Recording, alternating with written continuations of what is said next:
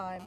Really great to have the ladies that are really making it happen and who they represent, the extraordinary career staff at USDA, at APHIS, with our Undersecretary Dudley Hoskins and others. They are the best of the best. You all, for those of you that were with us in Kerrville a couple of days ago, you know that we have moved our National Veterinary Services Laboratory, the testers out of Iowa. That case one, by the way, let me say, the very first stop this morning was to go visit that baby calf that was case one for the first time again since 1966. He's with his mom. He couldn't be happier. He's bouncing around the pasture, completely healed and ready to go back into the herd. So that's also a really important note as we continue to note that our food supply is completely safe. There's no compromising of that. Our great American beef, this is an issue. It is a pest that we will continue to treat as we're eradicating and moving back south and ultimately eradicating forever under all of the things that we have deployed. But as I mentioned earlier this week, we have moved the actual testing from Iowa down to our brand new facility in Kerrville. We actually just opened up about a month ago. So very, very important to have the best scientists, best researchers, best technicians on the field, and really grateful for that. Grateful for our partnership with the governor, with our state of Texas, with Texas A&M and AgriLife, and of course all of our partners across the federal government, whether it is the War Department, Secretary Pete Hegseth, prioritizing, putting at the very top of his list in the Army Corps of Engineers, the Edinburgh facility, which once it comes online will give us about 300 million to 400 million sterile flies. Also at that Edinburgh facility, we haven't talked about this much, but in February we opened a new dispersal facility, 4 months ago, that allows us to move the flies that are currently being created in Panama or born in Panama up to this dispersal facility, which has allowed us to better disperse these flies in preparation for the news that we got last Wednesday. As we mentioned in response to this first detection in Texas, it's why we're here today. We have released 4 million flies on the ground, but also 4 million from the air. And other than that initial second detection, which was about 5 miles away, we've had no other detections in this area. So again, it doesn't mean there won't be more, but this technology works, and it works well, and it is proven over and over again. We have done a couple of other things. I'm not going to get into that because I want to let a couple of our other folks speak. But let me see if there's anything. Oh, a quick shout out to the rancher, Robbie, who I think is here. Robbie, where are you? There's Robbie. So the ranch that we went and visited this morning, just a few minutes from here, where that first calf was detected. Robbie, I'm going to have you say a couple words because this is the way, this is the protocol. The minute he saw this, Robbie, why don't you talk a little bit about what you did, and this is how we solved this in Texas for the immediate future. Okay, thank you. Yeah, thank you for being here. For us. Thank you. Yeah, the first thing we did was when we detected it, we caught the calf and we,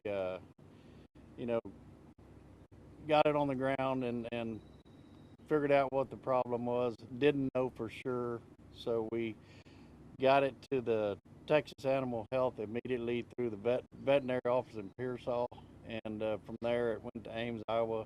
Got the confirmation 2 days later, and they started dropping flies immediately within 24 to 48 hours, and we haven't had any more other cases on the ranch since then, and the calf's doing fine, full recovery. You can't even tell where the wound was, and just be vigilant, and please if you see something, please turn it in.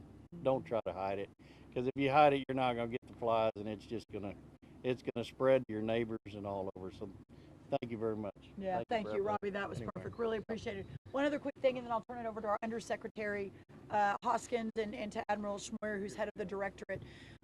We have the 100 million flies coming from Panama, the Matapa facility that USDA outfitted, Matapa, Mexico. That is coming online this month. That's going to get us an additional 30 to 100 million flies. We announced the Novo fly, which we're moving through. That will be produced in Panama, but that allows us to only produce male flies, which will immediately double the efficiency and the efficacy of this technique, and immediately begin to get us to the point where we need to get, again, not just to contain it, but to eradicate forever, so that this never happens again. So again, very, very happy to be here in South Texas. Unfortunate circumstances, but I remained bullish and buoyed and inspired and and just invigorated by these incredible producers that we're up there fighting for every single day. And we're going to beat this. We beat it before, and we're going to beat it again. So again, thank you. I'll take questions after a couple more people have remarks, and really appreciate the media coming. Undersecretary Hall. Madam Secretary, thank you so much. It's so important to be here today. And in addition to everything the Secretary just laid out, I just want to underscore one point, which is partnership. What we've been able to do, in effect, at USDA through APHIS and our partnerships within USDA, the Agricultural Research Service, that happens because of partnership. Our partnership with the interagency community, that happens because of the Secretary's leadership and her permission and expectation that we're partners. And she has brought a whole of government approach to this effort. And that's just at the federal level. At the state level, we're spoiled with great partners, Dr. Bud Dinges and the Texas Animal Health Commission, our Texas Parks and Wildlife, and especially our state industry partners here in Texas. We talk hourly almost, depending on the day. And that work, that trust, their vigilance, the education, the outreach, that is our sharpest tool. So it is so critical that people remain vigilant. When you see something, say something. I've never heard anybody fixing a problem by hiding it. So we want to be a resource and a partner to everybody in Texas. We'll meet the moment, and we're looking forward to the continued work on the ground. Thank you, Dudley. Admiral. Thank you, ma'am. Good afternoon. 3 things to share. Number one, so excited to have the partnership, as the Undersecretary mentioned. Also, as was mentioned by our experts over here, we've been doing this for a while. We use predictive analytics to forecast and modeling where things need to happen. We can anticipate where the fly is going to be, not today, not tomorrow, but weeks from now. And we continue to work with the data to be able to do that even better. And so for us to be effective on that, we do definitely need people to report.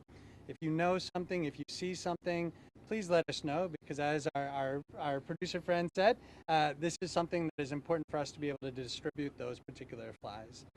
The third thing is there's a lot of misinformation that happens. Sometimes people understand parts of it, sometimes people misunderstand parts of it.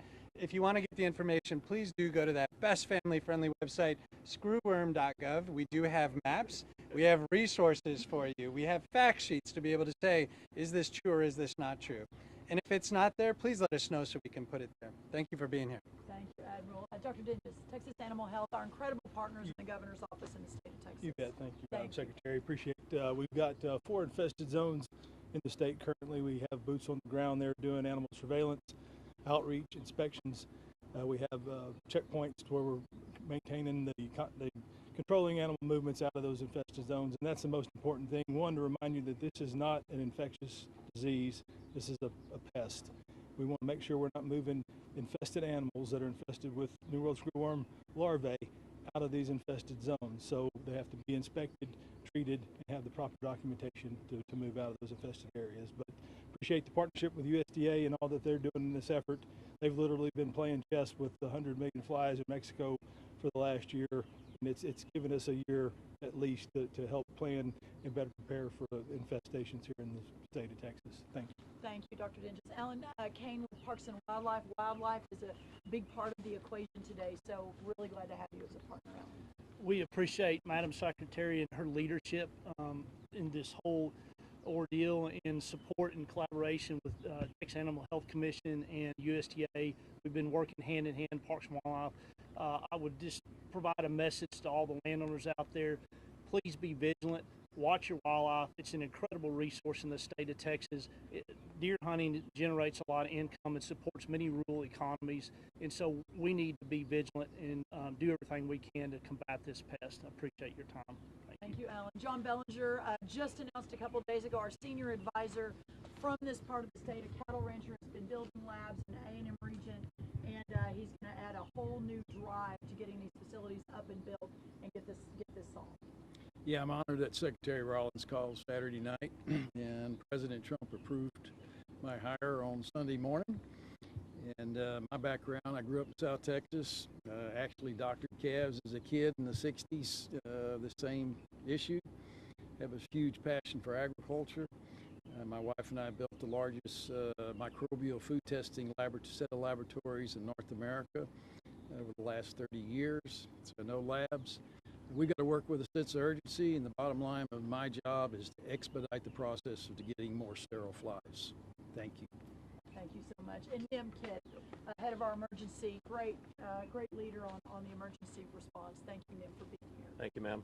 Governor Abbott's executive order and disaster declaration for all 254 counties wraps all state agencies and institutions of higher ed around the Animal Health Commission and Parks and Wildlife in support of the U.S. Department of Agriculture. Most importantly, we're here to continuously support our ranchers, our producers, and their suppliers, and we will take care of this. Great, thank you. All right, we'll take any questions. Thank you all again for being here. Do we need to move closer to you all, or Yes, we? slow Okay, up. let's everybody My move up. shoulder's gonna collapse. Yeah, perfect.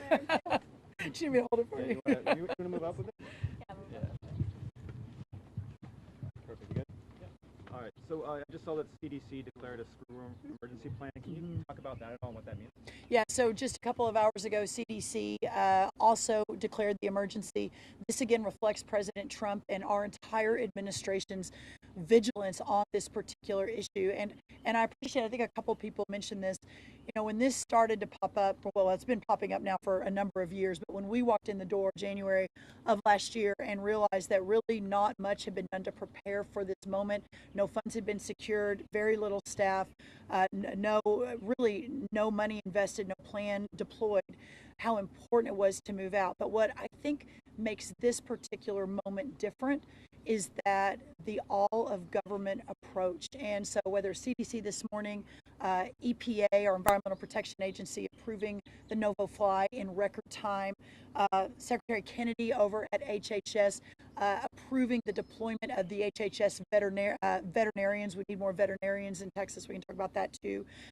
Whether it is the Secretary of War and the Army Corps of Engineer, you know, you go to them, there are a lot of challenges in our world right now with safety. So you don't really know what the reaction will be when you go to them and you say, I need you to prioritize a sterile fly facility in Edinburgh, Texas, and it's going to cost almost $1 billion. And this was at a time when the Trump government was working to shrink the footprint of government and save money and return tax dollars to the citizen. But without hesitation, whether it was President Trump, Vice President Vance, and Secretary Pete Hegseth, they said, we will bump this to the very top of the list. So taking what would have probably been a 5-year process and shrinking it to 2 years, including permitting. It's a radiated facility. It's not you're not building a grocery store here, but to shrink the years, to peel the years off, is just a huge credit to the team.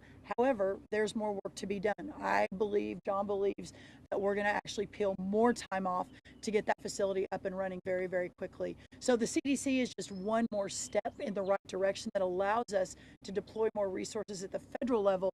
But the importance of the partnership at the state level cannot be overstated. And I think sometimes all the different layers of government tend to work in silos. And that has been, I believe, the game changer here, why we have been able to move so quickly, staff up so much, break ground, open dispersal facilities. Matapa comes online in just a couple of weeks at literally record speed, realizing that we started at ground zero about a year and a couple months. So thank you. Yesterday in the hearing, you talked about the last administration not really doing much, watching this fly move north. Mm-hmm. There's also a lot of comments about DOGE cuts. Can you talk about that, if that's impacted where we're at today or got us to where we're at today? No, absolutely. DOGE cuts had zero to do. And in fact, you can just look at the specifics of the response from USDA in particular.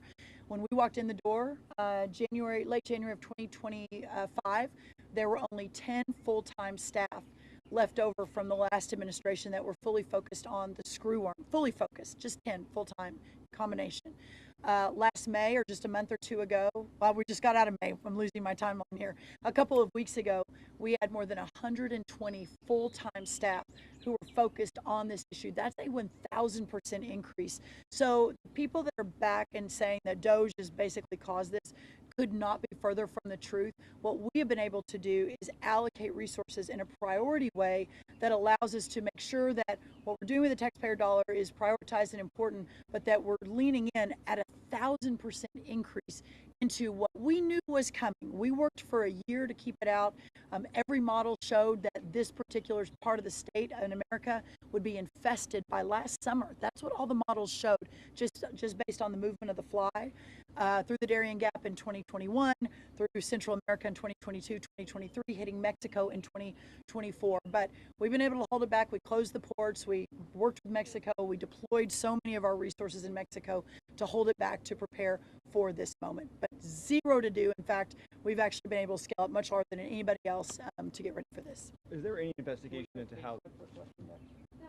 Yeah, he's doing good. Okay. Yeah, good questions. Good questions. I have a list of them now. So, I mean, how did it get to Zavala County, this fly? Is there any investigation into that? Yes, we are, and I'll let the Admiral add a little bit more. But when you look at the polygon and how this team is incredible, how they have moved the polygon based on where the flies have been. I mean, that's one of the main reasons we've been able to keep it out of Texas, is where we've been deploying a limited amount of sterile flies, but 100 million a week. It's not tiny, but deploying through the last year into different parts of northern Mexico to keep it at bay and moving along. It's four-dimensional chess at this point.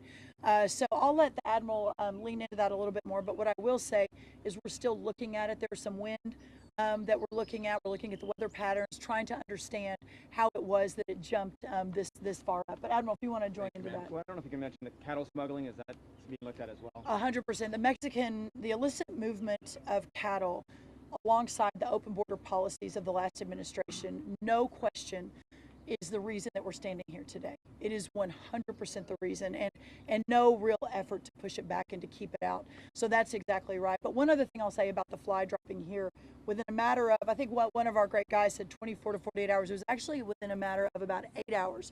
We had flies redirected, moved to this part of the state, dropped by that evening. And again, other than one other case about 5 miles away at the same time, there's been no other cases in this part of the state. It tells you the sterile fly technology works, and that's why it's so important.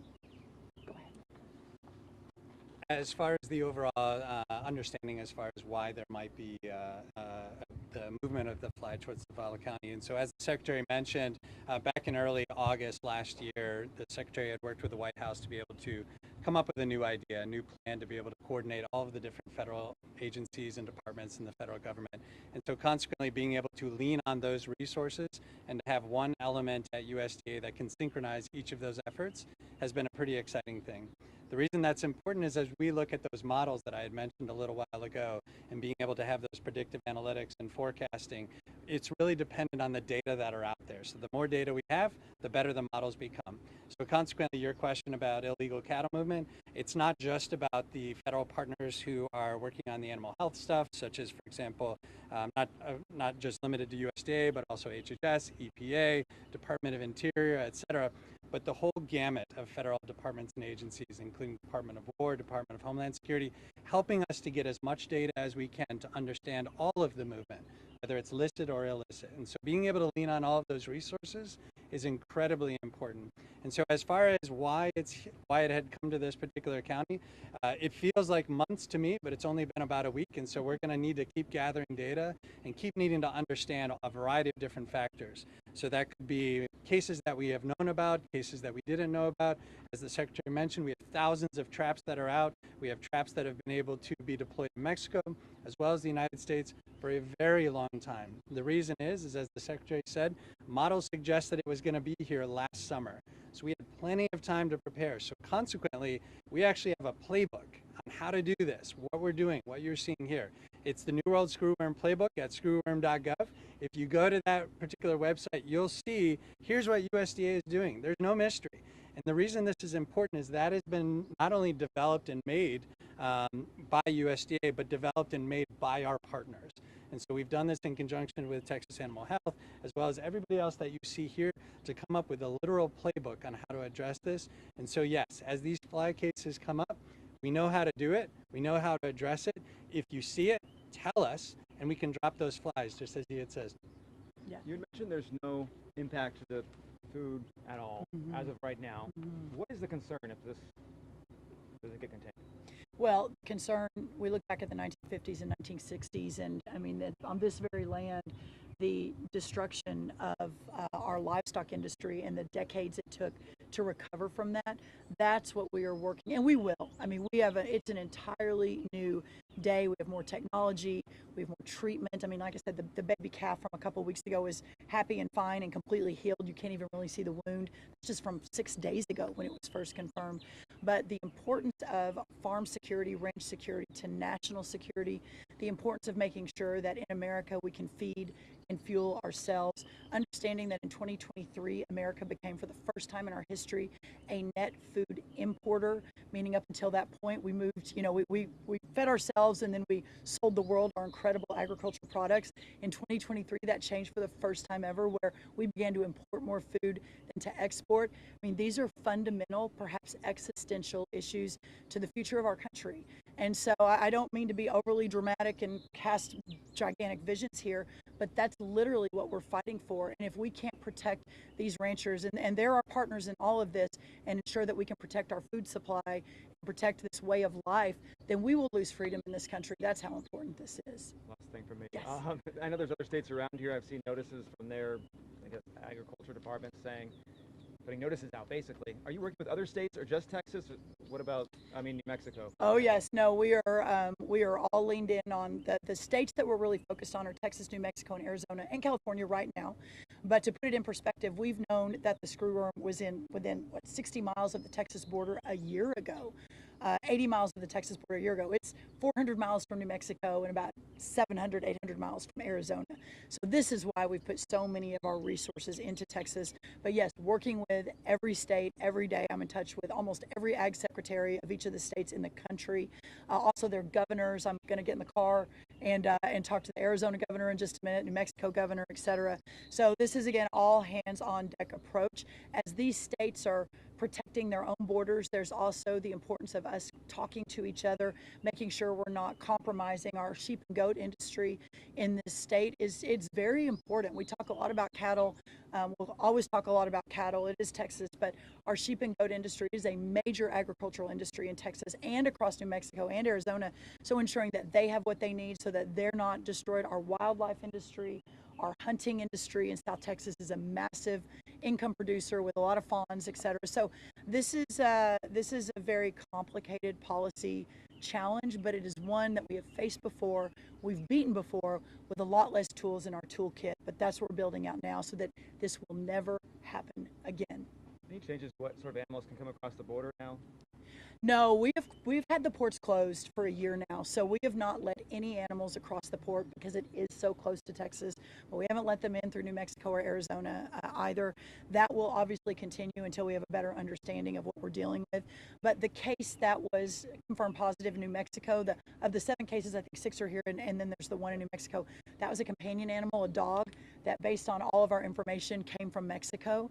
So the importance of, we've now deployed, before even this case was confirmed, we've deployed our dogs. Our dogs we've now trained for USDA dogs for the USDA screwworm snout, and they're now at all the border openings. We are looking at people bringing their dogs and cats over. We're going to be really, really strict about that. And you'll see more on that as well. I talked to and was with, a couple of us were with Secretary Mark Wayne Mullen yesterday in Washington. In fact, I have Dr. Sean Connolly here, right there. Come over here, Sean, from the Department of Homeland Security. He was former President Trump's personal doctor in the first term, but now has a policy role on this. I'll let you say a couple things too, Dr. Connolly. But the importance of, again, across the federal agencies, Department of Homeland Security, we talked yesterday about using their drones and perhaps through very quick innovation, having an artificial intelligence piece of this, where you put AI on the drones that they can fly across all of our millions of acres of wildlife in this state. That we need to be solving for and preparing for as well. So, Dr. Connolly, I'm sorry, I should have had you up here to begin with. It's great to have you in South Texas. Thank you, Madam Secretary. And I bring greetings from Secretary Mullen and Homeland Security. It's just a testament, really, to the working group and the Undersecretary and the Admiral and everyone that this is a whole of government approach. And food security is national security. And so Homeland Security there, whether it's on the borders, screening companion animals or individuals as they're crossing borders, whether it is research within our science and technology groups, working with Texas A&M and we're just throwing everything out there, whatever we can do, whatever the question is, whatever resource we have that may add to the problem set. The Department of Homeland Security is there and getting after it. That's great. Thank you, Dr. Connolly. Do you have a question? We got all of them. Anybody else? Just talking about the screwworm, you know, what is the screwworm? A lot of people might not know what it is. Yes, I know. Flies and everything, but what do they do and how bad? Yeah, just give a little level set. We're also in the weeds. We kind of assume. Yeah. Admiral, do you want to answer that question? Sure. The New World screwworm is a parasite, and it is a parasite that can affect any warm-blooded organism. And so that could be potentially humans, but the vast majority of the time it does relate to wildlife or livestock or animals in general. And so there's a lot of misperceptions and misconceptions out there. Screwworm.gov, for everybody who's able to take a look at that, has some great explanations.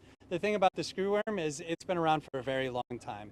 And as the Secretary mentioned, we've been able to address it in the past, push it out of the United States, push it out of Mexico, push it out of Central America. And we've done it before. We know how to do it, and we'll do it again. The screwworm itself doesn't live very long, generally about 21 days. When that screwworm does perish, what we're hoping is that it perished because it never made it. And the reason is because, as the Secretary had mentioned, our biggest arsenal that we have right now is the 100 million sterile flies that we have in Panama that we ship up here. And as was shown right behind me here, this is one of the particular ways that we disperse these flies. And so what we have found is, like most organisms, the New World screwworm propagates by mating, and so consequently what we're trying to do is to get that fly to mate with a sterile fly and then not to be able to produce offspring. And what we've seen again over years and decades actually is that by doing this you can in fact suppress the population. The big thing about the New World screwworm fly is it looks very similar to other flies. And so consequently, there's a lot of pictures out there that you'll see. The New World screwworm flies are very similar to many other types of blowflies. And so consequently, it's really important to do a couple of different things. If you see something, say something. Use Texas Animal Health, use Texas Park and Wildlife, and help them help you to be able to identify those flies. Number two, if we're using surveillance traps and you've been grateful enough or gracious enough to be able to allow us to go on your lands to be able to put these traps and these ground release chambers, please don't touch the flies. Let the flies do their work. And at the end of the day, if you see flies on traps, as was mentioned by our experts here, we do dye them. And so we can dye them to determine that these are, again, we dye the sterile flies, and we dye them to be able to determine where they come from. And so consequently, this is a pest. It's something that can be assessed, it's something that can be seen, and it's something that can be taken care of very easily. Yeah, let me just say a screwworm is actually a fly. That's what's confusing to everyone. And what Admiral Schmoyer outlined is the bad fly is a female who has been is in reproduction, has landed in an open wound. That's why you'll hear, cover the wounds of your animals, keep really close contact. The calf that's now fully recovered, it was an umbilical cord, a 3-day-old calf that a fly landed, laid her eggs, and then it's that larva that actually eats around the wound. And if it's treated, it's 100% ability to beat it back, and that's what we're seeing today. And again, with FDA, it's fast-tracked all of these treatments. We're so grateful to our friends at FDA and everyone leaning in on this. Thank you all so much. Thank you, everybody. Yeah,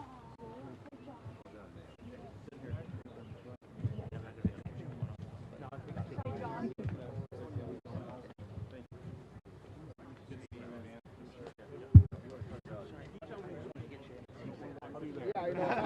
I saw it, and I'm moving away from that. It won't hurt you. No, of course not. Just on the road, the whole way on the road, I'll be smelling it. Oh, I don't mind.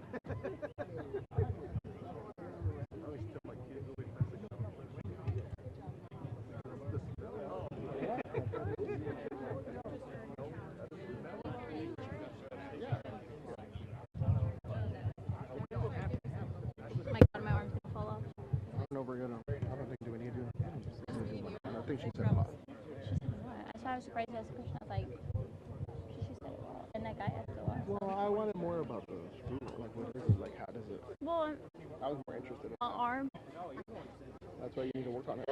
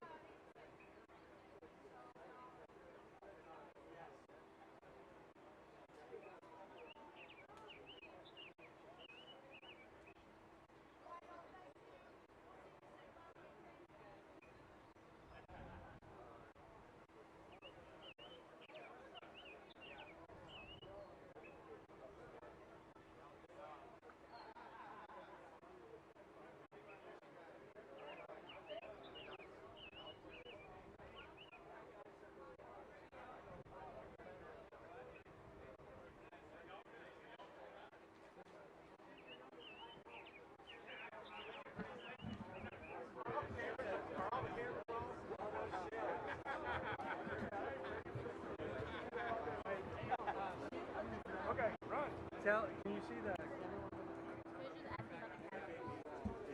They're in all the places. All the places. Yeah. We're glad it was well, and I think all the work that here we are. Get out of the way real quick. Get out of here. Well, I mean, No, I think they didn't check it. Yeah, they illegally crossed. No one's, They no did. one's Those checking flies it. did. Yeah. But yeah, we're together. And if there's anything you need, like on photos or Yeah. background So or anything, let if us you know. so might be sending me this tomorrow. I'd rather I stay hope here. you don't have to go. Well, it's Mind we talk to Secretary you? Best Yeah. is there. They said while you're in Texas, it's not exactly. Yeah. No, you're But with the close. CDC now, I didn't know you already had it. they might keep me on this. So, While you know, any recommendations for me in the area as far like? I mean, I'm gonna definitely be more heavy on the producer side, but I do have, like, I can introduce you to a lot of folks here that might have some connections. So, I could always just text you later. yeah, So and I we can tomorrow, have like I'm gonna Robert. want to find a Robert go live, like with Robert, go ahead. Say and spell your first and last name just to make sure we got that correct. Yeah, I'm Robert Graff, ROBERT GRAFF, Well, Houston and I'm the manager at Rock Creek Ranch over all the cattle and farming and stuff like that. So How long have you been doing this for? 21 years I've been here, but I've been doing it all my life. But I've been here on this ranch for 21 years. And when the cattle first got infected, what were the signs? Were there any obvious ones? Well, I noticed the calf, and I noticed that the navel area was swollen where the umbilical cord is, and the closer we got, we saw blood around the ring of the navel. So we caught the calf, roped it, and immediately inspected it, and it turned out to be the New World screwworm because we got them to the vet in Pearsall immediately, and from there they went to the animal health in Beeville, and then to Ames, Iowa, where the national lab is, and they were confirmed within 24 hours. And when the screwworm infects a cattle or any other animal, If it's treated within 2 or 3 or 4 days, they'll be fine. do they show any signs other than just Yes, like you being if able to tell? if it's over 3 or 4 days, it will be very smelly. You can smell it, and then they will start acting, the animals start acting funny, sick-like. So anyway. But it's treated before 3 or 4 days. Right. If you can catch it early, and the best thing is just, be vigilant. Watch if you can see all your animals, and then if you have a problem, please turn it in to the proper animal health people, and I mean they'll come to your ranch and take care of it for you. I mean you don't even have to take it anywhere; they'll come and get it. And screwworms, they're obviously, are they a year-long thing, or they pop up mainly in the summertime? You know that they like the heat, and they like humidity, and they like it wet, and they don't like the dry, arid, and they don't like cold weather. So, to my understanding, under 45 degrees, they're not viable, to live. So that's why they never could get them out of South America, because it's never cold, so. How far is your ranch from here? About 8 miles east, So yeah. you're literally like right Well, around. this is a good friend of mine, JR. This is Chaparrosa, and they're, we're all in the 12.2 mile area, so we're in the quarantine deal right now. So. And now, did they already put, I guess yours was the first calf here. Right. Yours was the first reported one here in the United That's States. exactly right. And I mean, I don't know how.